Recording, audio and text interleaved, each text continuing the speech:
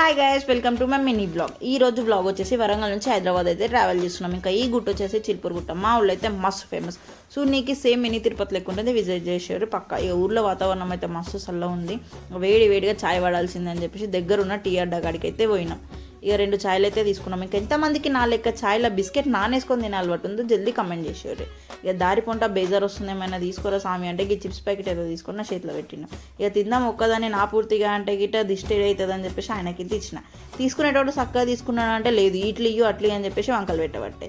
ఇక అట్లిట్లో లొల్లి పెట్టుకుంటే దొర నుంచి భువనగిరి దాకా అయితే తీసుకొచ్చిండు. ఇక స్వర్ణగిరి అయిపోయిందంటే ఇక నాకైతే బీబీ నగర్లో నా ఫేవరెట్ స్పాట్ అనుకో. ఇక సీదా గట్కేసరికి వచ్చినామంటే ఇక వేడైతే దంచుతుంది.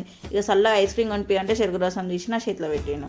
ఈయనెవరో ప్రేమ కవి నాకైతే తెలియదు, భలే రాసింది. ఇది ఉంది చదవని, నాకైతే తెలుగు రాదు. ఇక దగ్గర పాటలు పెట్టుకొని ఇంటికైతే సీదా వచ్చినాం.